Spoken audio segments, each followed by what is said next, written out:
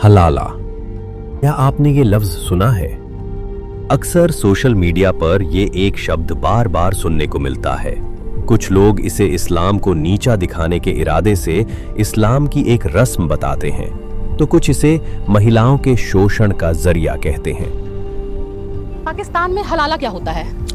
हलाला का ना ही पूछे तो अच्छा है। हलाला तो आपने भी हलाला किया? उस टाइम जब मजार पे बैठा हुआ था ना, उस टाइम 2 हलाले आ गए थे मेरे पास, इकट्ठे आए थे कोई। लेकिन सवाल ये है, क्या वाकई इस्लाम में ऐसा कोई सिस्टम है और कुरान और हदीस इस बारे में क्या कहती हैं?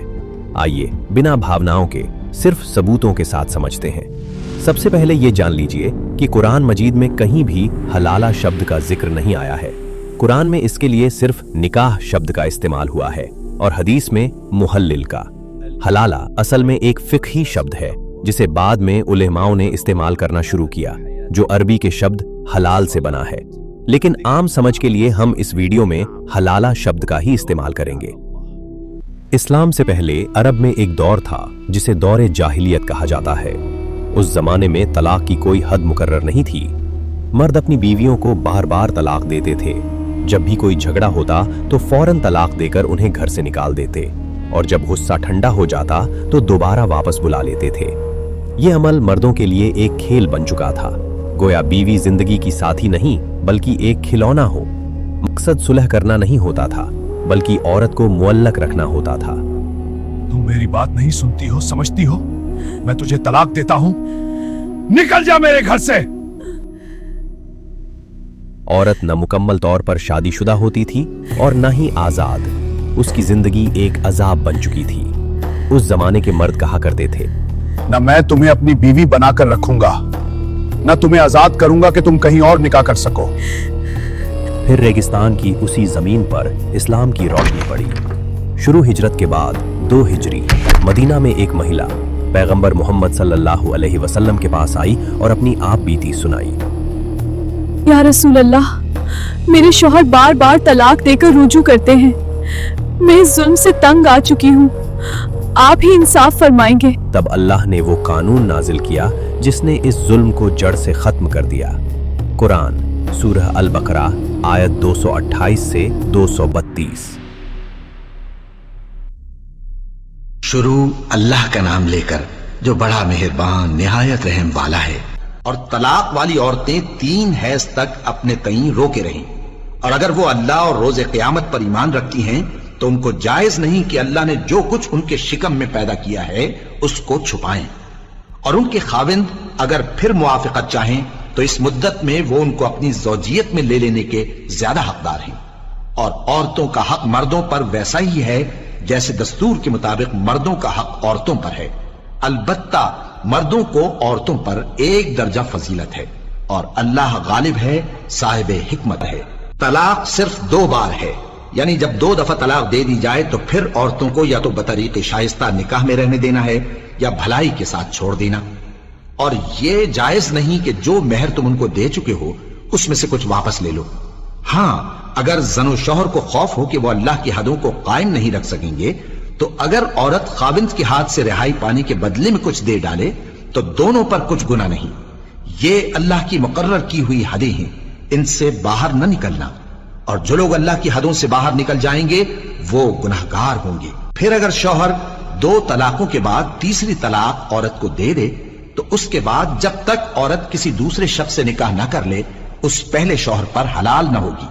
हाँ, अगर दूसरा खाविंद भी तलाक दे दे और औरत और पहला खाविंद फिर एक दूसरे की तरफ रुजू कर लें तो उन पर कुछ गुनाह नहीं, बशर्ते के दोनों यकीन करें कि अल्लाह की हदों को कायम रख सकेंगे।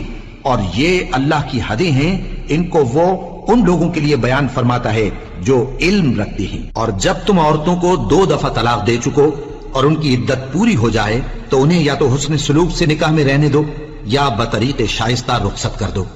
और इस नीयत से उनको निकाह में न रहने देना चाहिए कि उन्हें तकलीफ दो और उन पर ज्यादती करो। और जो ऐसा करेगा वो अपना ही नुकसान करेगा। और अल्लाह के अहकाम को हंसी और खेल न बनाओ। और अल्लाह ने तुमको जो नेमतें बख्शी हैं और तुम पर जो किताब और दानाई की बातें नाजिल की हैं जिनसे वो तुम्हें नसीहत फरमाता है, उनको याद करो और अल्लाह से डरते रहो और जान रखो कि अल्लाह हर चीज से वाकिफ है। और जब तुम औरतों को तलाक दे चुको और उनकी इद्दत पूरी हो जाए تو उनको अपने शौहरों के साथ जब वो आपस में जायज तौर पर राजी हो जाएं, निकाह करने से मत रोको। इस हुक्म से उस शख्स को नसीहत की जाती है जो तुम में अल्लाह और रोज़े आखिर पर यकीन रखता है। ये तुम्हारे लिए निहायत खूब और बहुत पाकीज़गी की बात है, और अल्लाह जानता है और तुम नहीं। इस्लाम में तलाक महज एक लफ्ज नहीं बल्कि एक पूरा अमल है, और ये एक लंबा अमल है जिसमें दोनों को लगभग 6 महीने तक का वक्त मिलता है ताकि जल्दबाजी, गुस्से और जज्बात की रौ में आकर घर न टूटे। अल्लाह ताला चाहते हैं कि इंसान को सुधरने का हर मुमकिन मौका मिले, इसीलिए एक साथ 3 तलाक कहना सुन्नत के खिलाफ और सख्त गुनाह है।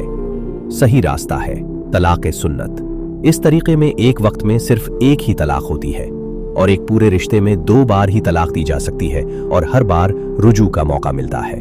लेकिन जब तीसरी बार तलाक दी जाती है तो अब ये रिश्ता मुकम्मल तौर पर खत्म हो जाता है। अब न कोई रुजू होता है, न कोई रिश्ता बाकी रहता है। दोनों के रास्ते अलग हो जाते हैं और दोनों इस रिश्ते से पूरी तरह आजाद हो जाते हैं। तलाक सुन्नत एक कानूनी प्रक्रिया है जिसे हम अब स्टेप बाय स्टेप तरीके से समझेंगे। पहली तलाक। जब मियाँ बीवी के दरमियान झगड़ा हल न हो तो शौहर अपनी बीवी को पाकी की हालत में सिर्फ एक बार तलाक देता है। इसके बाद 3 माह की इद्दत शुरू होती है। इन 3 महीनों के दौरान औरत अपने शौहर के घर में ही रहती है या अपने मायके में। अगर शौहर को अपनी गलती का एहसास हो जाए तो वो बिना किसी नए निकाह के सिर्फ कहकर या साथ रहकर रिश्ता दोबारा जोड़ सकता है। इसे रुजू कहते हैं। अगर 3 महीने गुजर गए और रुजू न किया तो निकाह खत्म हो जाता है, लेकिन वो चाहें तो बाद में बिना किसी रुकावट के दोबारा निकाह कर सकते हैं। दूसरी तलाक। अगर पहली बार सुलह हो गई थी लेकिन फिर वही हालात पैदा हो गए और शौहर ने दूसरी बार तलाक दी तो फिर से वही अमल दोहराया जाता है। 3 महीने की इद्दत, रुजू का मौका। ये दूसरा मौका इसलिए है ताकि एक बार फिर ठंडे दिमाग से सोच लिया जाए। तीसरी तलाक के बाद औरत अपने पहले शौहर के लिए हराम हो जाती है जब तक कि वो किसी दूसरे मर्द से असली निकाह न करे। अगर वो निकाह किसी वजह से खत्म हो जाए, तलाक या इंतकाल, तो वो अपनी मर्जी से पहले शौहर से दोबारा निकाह कर सकती है। अहम सवाल, ये सख्त शर्त क्यों? हरगिज औरत के खिलाफ नहीं, ये उस मर्द के लिए सबक है जो बार बार तलाक देकर रुजू करता है। इस्लाम बताता है कि बीवी उसकी जागीर नहीं बल्कि मर्द और औरत दोनों के बराबर हक है। ये मर्द के गुरूर पर ज़र्ब है और औरत के लिए आज़ादी, ताकि वो इज्जत के साथ नई जिंदगी शुरू कर सके।